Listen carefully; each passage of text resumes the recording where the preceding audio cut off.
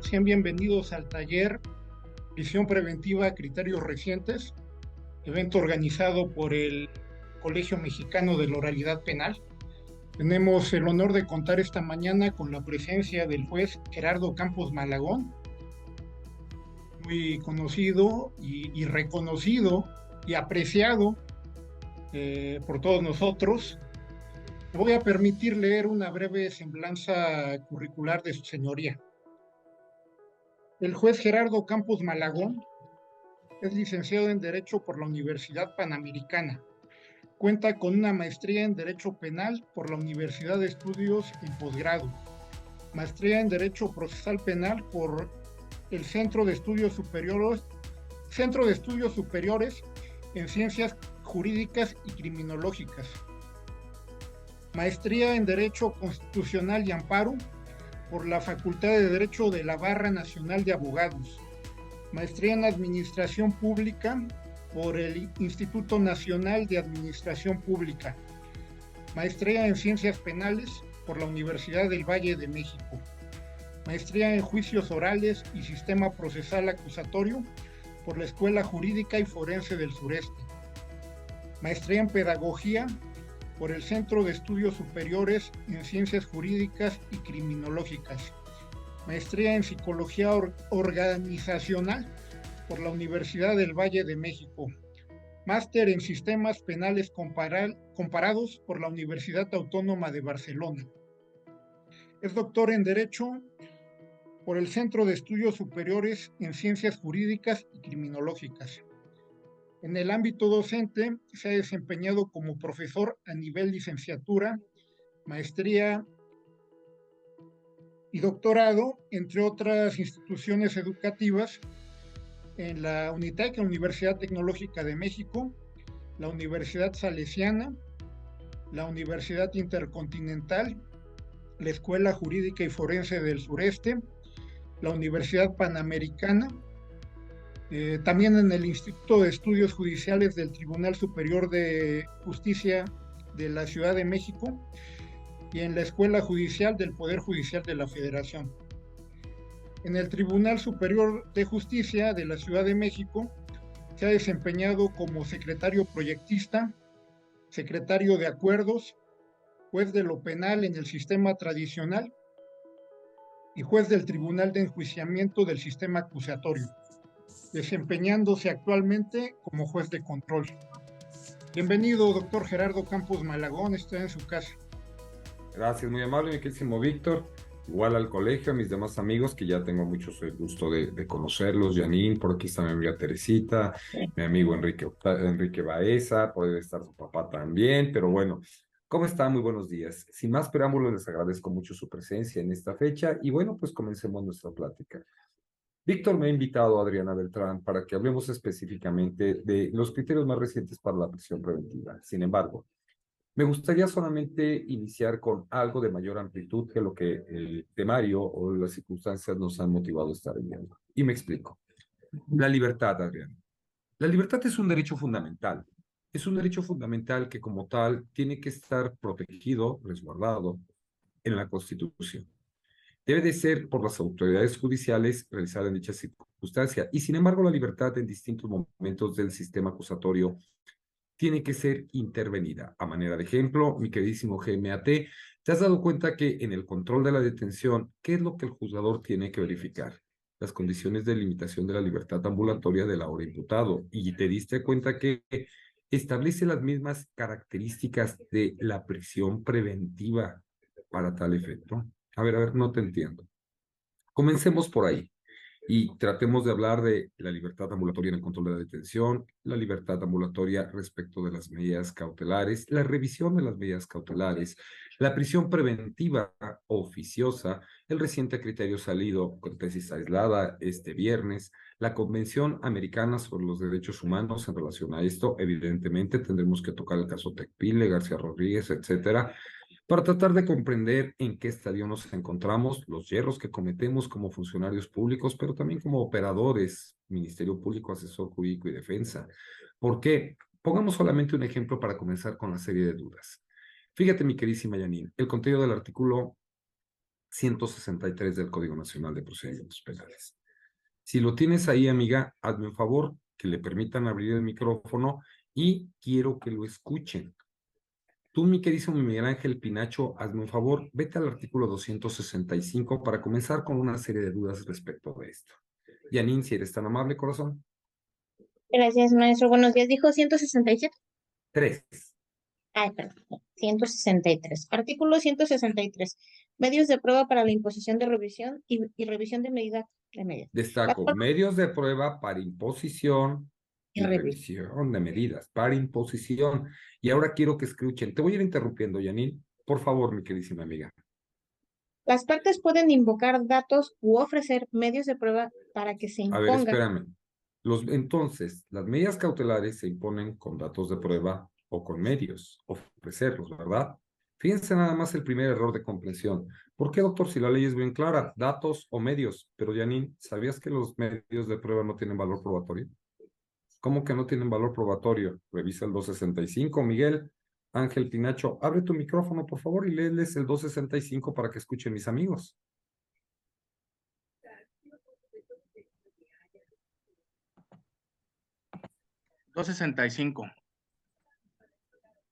Valoración de los datos y prueba. El órgano Hasta ahí si jurisdiccional. quieres. Valoración de los datos y pruebas. Nunca dice medios de prueba, ¿eh? O sea, a ver, doctor. Entonces, ¿qué es lo que nos quiere dar a entender? Que para imponer la medida cautelar se puede hacer con simples datos de prueba y si se ofrecen medios de prueba, hay que entrar a la contradicción, Adriana, para su admisión, ¿no? Si se admiten, se llaman pruebas y si se llaman pruebas, las pruebas se desahogan, ¿no? Y se desahogan con el órgano de prueba que proporcionó la información. Bueno, doctor, ¿pero eso qué tiene que ver? No le entiendo en lo que quiere dar como introducción. Te lo digo rápidamente, Gustavo. Fíjate, como el que está pidiendo la limitación de algún derecho, la imposición de una medida cautelar, es el agente del Ministerio Público, tendremos que atender, Katia Bazán, a la definición de dato de prueba que corresponde a la autoridad ministerial. Y según entiendo, el 261 dice que dato de prueba es la referencia al contenido de un determinado medio de convicción a uno desahogado ante un juez de control que se advierta idóneo, pertinente, para establecer la existencia del, destaco, hecho que la ley señala como delictivo y la probabilidad en su participación. Esto significa que si parto de esta definición, Katia, el dato de prueba al que hace referencia el artículo 163 es el que permitió configurar la existencia del hecho delictivo y la probabilidad en su participación. Te estoy diciendo en pocas palabras que habrá veces que las medidas cautelares pudieran imponerse con simples datos de prueba tomando en cuenta el hecho delictivo y la probabilidad en su comisión. ¿Cómo, doctor? ¿Sí? Póngame un ejemplo. Cuando dice el 168 en su fracción tercera, a manera de ejemplo, tercera o segunda, no recuerdo en este momento, vean la fracción, el máximo de la pena a imponer. ¿Cómo sé cuál es el máximo de la pena a imponer? Pues cuando me lo vinculan, Adriana, con el hecho que fue vinculado, ya sé cuál es el máximo de la pena a imponer. Pero ojo, y el comportamiento, segunda, y el comportamiento posterior del sujeto. ¿Cómo sé el comportamiento? ¿Será parte del hecho delictivo? No, doctor, porque el comportamiento es posterior al evento delictivo. Y entonces, GMAT, ¿cómo sostengo la parte del comportamiento posterior? Pues si no puede ser con datos de prueba, tendría que ofertarse pruebas, ¿no, doctor? Ajá. ¿Cuándo han visto que les lleven un órgano de prueba, es decir, a un policía que haya realizado la investigación del informe que el Ministerio Público verbaliza? Nunca. Y sin embargo, la ley lo dice, ¿eh? Todavía pongo mayores ejemplos por si no les gusta este. Te dicen luego, Adrianita Beltrán, 170, ¿no? Que el riesgo para la víctima, el testigo, la comunidad, el juez lo determinará con base en el hecho. ¿Cuál? El hecho delictivo, ¿no? Datos de prueba. Y las circunstancias de que representen un riesgo objetivo que de recuperar su libertad represente un peligro. Esas circunstancias objetivas o fundadas, mejor dicho, no son parte del hecho. O son anteriores al hecho o son posteriores. Por tanto, no pueden ser sostenidas con datos de prueba. Y sin embargo, se los hacen con simples manifestaciones verbales que ni son datos, porque no se refieren al hecho, son circunstancias anteriores o posteriores, o tampoco son pruebas, porque no le llevan al órgano de prueba. Y sin embargo, así se imponen. Sé que algunos me dirán, Malagón, estás hoy medio loco y te drogaste. No, Janine, haznos un favor y leernos el 156 párrafo primero para que comencemos a ver estas diferencias desde la misma imposición de la medida.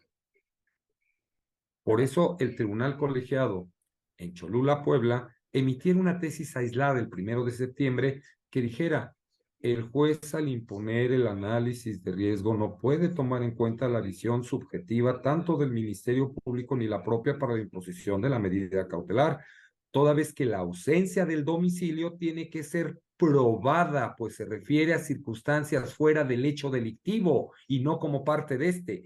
De allí que los datos de prueba no sean suficientes para establecer el riesgo de sustracción de la acción de la justicia, sino estos tienen que ser probados.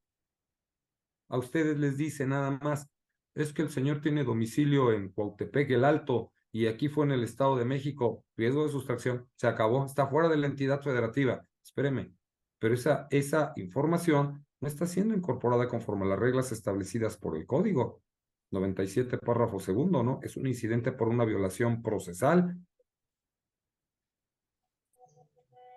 O sea, doctor, Doctor, lo que buenos nosotros... días. Una Dime, hermano. pregunta. ¿Qué Dime, número Lilian. de tesis es esa que acaba de mencionar? La del Chihuahua, perdón, la de Cholula, ahorita te la paso, no te preocupes. Es más, si me Correcto. permites, les voy a buscar hasta el amparo, porque en el amparo viene la descripción completa de una serie de elementos que el día de hoy vamos a tratar. Nada más déjame buscarla porque, pues, normalmente me acuerdo de ellas, pero ahorita sí no la tengo a la mano. Pero bueno, ahorita te proporciono la tesis, de eso ni te preocupes. Bueno, o sea, doctor, esto significa que, permítame un segundo nada más, déjeme ver si ya está aquí, si no es para mandársela directa abierta. Sí, aquí está. Es una contradicción de tesis del Pleno Regional del Regio Centro Sur con sede en Cholula, Puebla, que es la 45/2023, sustentadas por el segundo Tribunal Colegiado en Materia Penal del Sexto Circuito. Es más, Víctor, te la mando de una vez para que se las compartas a mis amigos en el transcurso, permíteme. Ahí les va. Lean esa resolución por contradicción de tesis. Es bastante interesante en relación a la materia porque vamos a utilizar muchas cosas de esta, ¿eh? Pero además, esto dice la ley. Janine, hazme un favor, léeme el 156, párrafo primero. Te voy a interrumpir en el apartado donde dice. Ya ahorita ya le envié, William, para que se las hagan llegar a ustedes, ¿eh? Ok. Gracias, doctor. Artículo Sí. 156, proporcionalidad. El juez de control, al imponer una o varias de las medidas cautelares previstas en este código, deberá tomar en consideración los argumentos que las partes ofrezcan o la justificación que el Ministerio Público realice. Oye, Janine, una pregunta. Los argumentos que las partes ofrezcan, ¿qué el MP no es parte? ¿Y por qué dice o la justificación que dé el Ministerio Público? Y nada más el Ministerio Público, ¿verdad, Miguel? No dice el asesor, no dice la defensa. Sencillo, doctor. Con el dato de prueba, si mi cliente ya quedó vinculado, pues esas circunstancias permitirán establecer lo notorio de la vinculación. No es necesario probar que acaba de ser vinculado, pues ya está ahí. Por tanto, si voy a utilizar esos mismos datos de prueba para la medida cautelar, no los tengo que volver a expresar porque ya fueron argumentados por las partes. Los retomaré y solamente señalaré que ya existen ahí. Y cuando se refiere a la justificación, solo del Ministerio Público, porque vea lo que tenemos que hacer hoy. ¿Qué? Recuerde usted que toda limitación al derecho humano a la libertad ambulatoria es realizada por parte del Estado y, por tanto, el Estado tiene que justificar las causas de la limitación. Ya entendió por qué cuando con los simples datos de prueba no sea suficiente el análisis de riesgo, el Ministerio Público tendrá que probar su análisis de riesgo y para ello tendrá que llevar pruebas. Saulito, cierra tu micrófono, amigos. Está haciendo un poquito de ruido. Gracias. O sea, doctor, lo que nos trata de decir en esta pequeña introducción es que ni siquiera nos hemos estado dando cuenta que nos están imponiendo medidas cautelares de prisión preventiva, sea justificada, mal llamada ya oficiosa, con ni siquiera cumplir los requisitos establecidos por la ley. Sí. Todavía voy más para allá. Otro modo, Katia, Bazán, de privación de la libertad. El artículo 140 que tenemos que tocar, ¿no? No, licenciado Miguel, su cliente no cumple los requisitos para que le dé la libertad, no acreditó su identidad ni su domicilio, así que lo voy a mandar ante el juez de control. Disculpe, tengo una duda. ¿Qué la Ley Nacional de Registro de la Detención, artículo 18, artículo 21, artículo 10, no dice este último, se presumirán, por cierto, los datos proporcionados por el detenido desde el momento de su detención, destaco, hasta en tanto la autoridad acredite, dice acredite lo contrario. Por tanto, fíjate, esas circunstancias del 140 que siempre te las niegan, la Ley Nacional del Registro de la Detención dice que si no se acredita por parte de la autoridad, y vuelvo a repetir, acredite. ¿Qué significa acredite? Dar signo de existencia. Si yo digo que algo existe, ¿qué tengo que hacer, Adriana? Comprobar que existe. Entonces no bastan simples datos de prueba, ¿verdad? Porque estos son para el hecho delictivo y la proveniencia, comisión o participación. Tienen que ser actos de investigación diversos por parte del Ministerio Público que destruyan de fondo la pretensión de ello. Y en todo caso, mi pregunta sería, ¿tendrían que presentar en términos del artículo 140 en la audiencia de control de detención al policía que hizo la investigación para determinar por qué era falsa la identidad y el domicilio? Es pregunta, ¿eh? Máxime, por lo siguiente, para que ustedes vean, mis amigos defensores, porque luego están chillando ahí, Regina, ¿qué?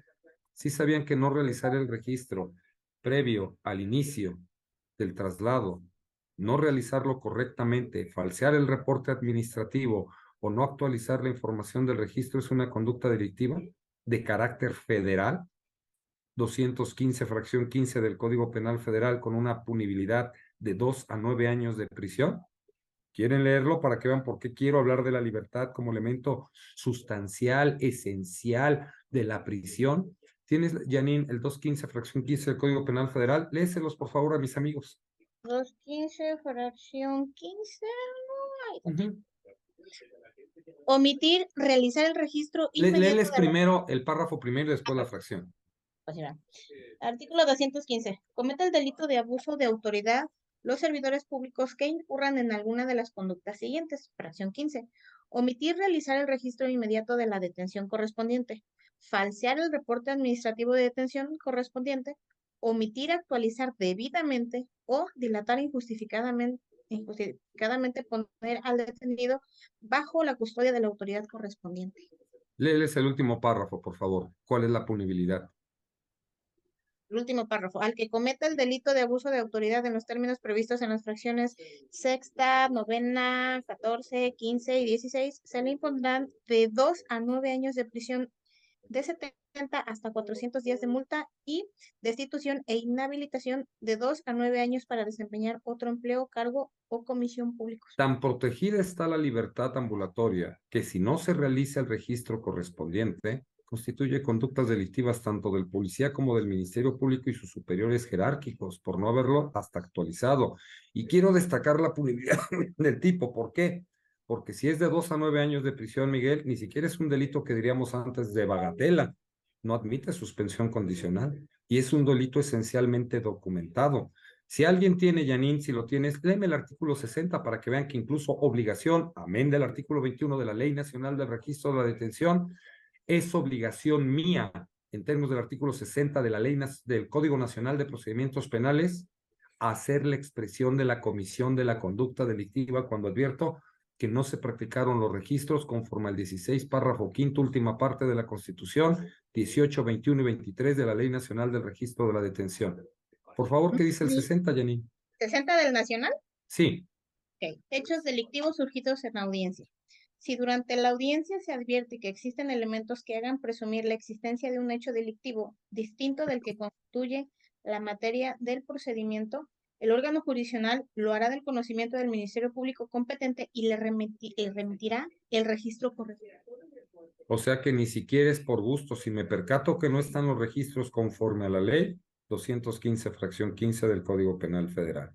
Y Doctor, yo tengo una pregunta. Dime, William. Aunado a lo que está mencionando del artículo 215 del Código Penal Federal, mi pregunta es la siguiente. ¿Es aplicable este tipo penal a los policías municipales y estatales? A todos los que hagan el registro. Artículo 18 de la Ley Nacional del Registro de la Detención. Por favor, Janine, si alguien tiene la Ley Nacional del Registro de Detención, vayan al artículo 18. Y alguien más, prepáreme el artículo 10 de esa ley para que vea.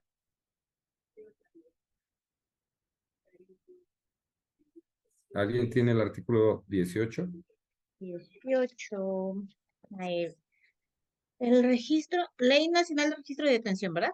Sí. Artículo 18. El registro inmediato sobre la detención que realiza la autoridad deberá contener La alguna. autoridad no hace distinción alguna, porque la obligación de este registro, tenemos que hablar un poco de derechos humanos, deviene del contenido del artículo 16, párrafo quinto, última parte de la Constitución Federal, que dice que de toda detención habrá un registro inmediato, cuya obligatoriedad para el Estado mexicano en la reforma constitucional de este artículo devino del caso Rosendo Radilla y se llamó desaparición forzada de personas.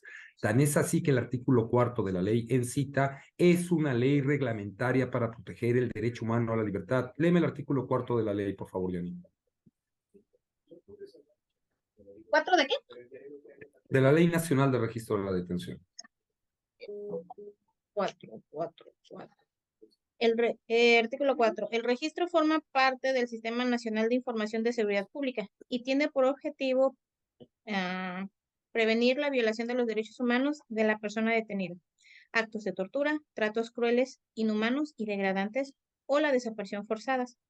La base de datos contenida en el Hasta registro. ahí. El registro es obligatorio para cualquier autoridad aprensora del nivel que sea, porque el registro protege un derecho humano a la libertad, evitando la desaparición forzada, los tratos crueles e inhumanos y el abuso de autoridad. Artículo 8, por favor. ¿El mismo? Sí. Okay. Artículo 8. Las disposiciones de esta ley se interpretarán de modo que no restrinjan ni menoscaben los derechos humanos reconocidos por la Constitución Política de los Estados Unidos Mexicanos y por los tratados internacionales en la materia de los que el Estado mexicano se aparte. Artículo 1, párrafo 3 de la Constitución. Todas las autoridades dentro del ámbito de sus competencias deberán, los policías municipales son autoridades y tienen un ámbito de competencia municipal, pero lo tienen y tienen que respetar la Constitución. Son aplicables para todos. El último artículo de esto, porque me interesa más pasar a prisión, pero sí quería destacar que la misma Constitución, la ley y el Código privilegian la libertad como elemento y no su restricción, será el artículo 10 de la ley. Por favor, Janine, si me lees el artículo 10. Artículo 10. El sujeto obligado que intervenga en la captura, ingreso, envío, recepción, manejo, consulta o actualización de la información que integra el registro deberá adoptar las medidas necesarias para mantener exactos, completos, correctos y actualizados los datos personales en su posesión que se presume que son ciertos los datos personales cuando estos son proporcionados directamente por la persona detenida, hasta en tanto se acredite lo contrario. ¿Me estás diciendo entonces que basta con que se realice el registro para que el nombre, la edad y el sexo, datos de identidad sean ciertos o se presuman por ciertos? Que al realizar la actualización del registro de detención, solamente a manera de ejemplo en el que yo pusiera artículo 23, fracción primera, inciso B, domicilio del imputado, y se presume por cierto, y entonces, ¿por qué luego les dicen a ustedes, no se lo pongo en libertad, señor licenciado Miguel Ángel Pinacho, porque su cliente no acreditó con documento oficial su identidad ni presentó comprobante de domicilio? Oiga, disculpe, ¿pero qué no lo detuvieron a él? Sí. ¿No le hicieron el registro a nombre de él? Sí. ¿No inició la carpeta a nombre de él? Sí. ¿No ejerció la acción penal a nombre de él? Sí. Pues que no presume, por cierto, los datos, Ministerio Público, la ley se lo ordena. Pero no comprobó su domicilio, pero él al policía le dio el domicilio, ¿no? Sí. ¿Qué hizo usted como acto de investigación para demostrar que ese domicilio es falso y con ello caer en el riesgo que usted denomina de sustracción de la acción de la justicia? Con el dicho de que no haya proporcionado el comprobante, perdón, se tiene que presumir por cierto, ¿eh? Basta con que mi cliente lo mencione para que el Ministerio Público lo tenga que presumir por cierto, por mandato constitucional. Ahora sí ya entendieron por qué el delito es federal, porque la ausencia de la práctica del registro de manera correcta constituye una violación directa a un precepto constitucional y con ello a la violación de derechos humanos.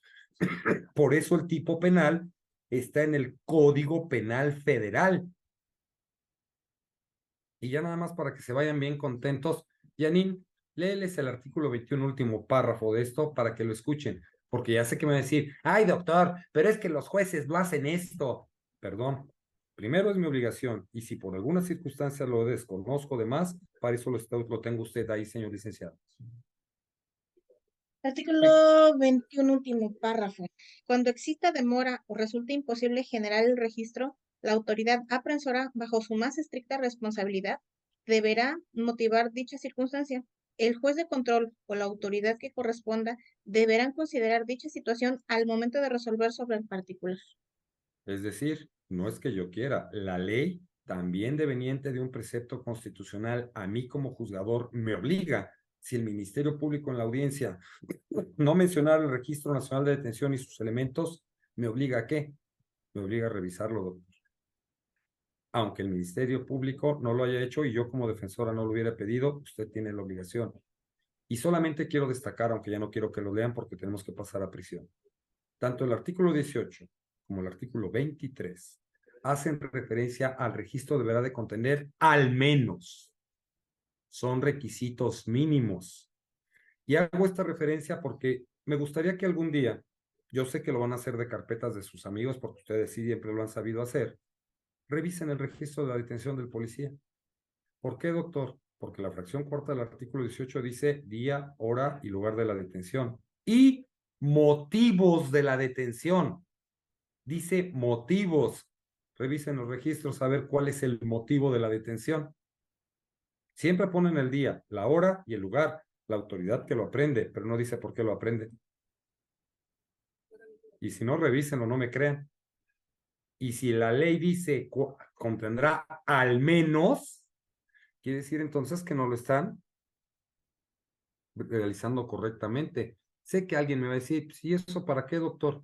Perdón, la naturaleza del registro inmediato de la detención es porque en tiempo real permite determinar la privación de la libertad ambulatoria de una persona. Esa es la naturaleza, por eso dice, y los motivos de la detención, día, hora, lugar y motivos. Cuando alguien GMAT te priva a ti de la libertad, hay que saber las razones y hay que saber quién te detuvo. Registro Nacional de la Detención, caso Rosendo Novilla. ¿La libertad es susceptible de limitarse como derecho humano? Sí, claro, se puede limitar. Siempre y cuando la Constitución establezca los motivos de limitación y determine los requisitos, los ordenamientos infraconstitucionales que deben de cumplirse para la detención. La Constitución permite la limitación de la libertad en flagrancia, pero sus requisitos infraconstitucionales están en el Código Sustantivo, en el Código Procesal, en la Ley Nacional de Registro de la Detención. Y deben de cumplirse todos y cada uno de ellos. Si no se cumple cualquiera, la detención es ilegal.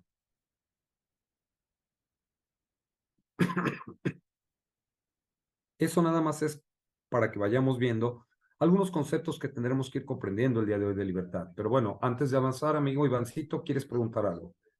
Sí, señora, muy buenos días. Saludos a todos los compañeros y licenciados que están en este momento.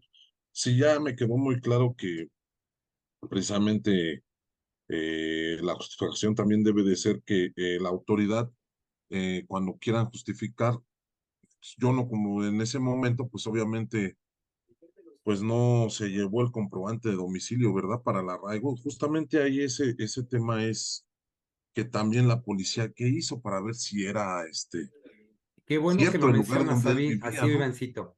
Voy a corregir nada más algo, tal vez no me llegue a explicar. Tú no tienes que comprobar nada. Ujú. ¿Y por qué no tienes que comprobarlo? Porque quien está pidiendo la limitación del derecho humano y quien tiene que justificar los requisitos es la autoridad que te quiere privar de la libertad.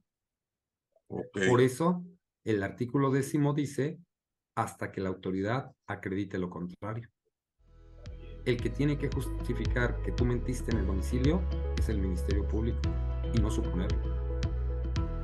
A eso me refería con el hecho de que les dijera hace rato, datos y pruebas. Porque una vez que a ti te detienen, por ejemplo, por un robo, el hecho de que ante el Ministerio Público des tu nombre ya no es dentro de la conducta delictiva, sino un comportamiento posterior a la conducta delictiva. Por tanto, no puede ser sostenido con datos de prueba. Tendrían que probarse que tú has mentido. Y para ello la policía tendría que hacer acto de investigación. De ahí que el artículo 10 diga hasta en tanto la autoridad acredite lo contrario. Quien tiene que acreditar que es falso es la autoridad que pretende limitarte la libertad. ¿Quién es? El Ministerio Público.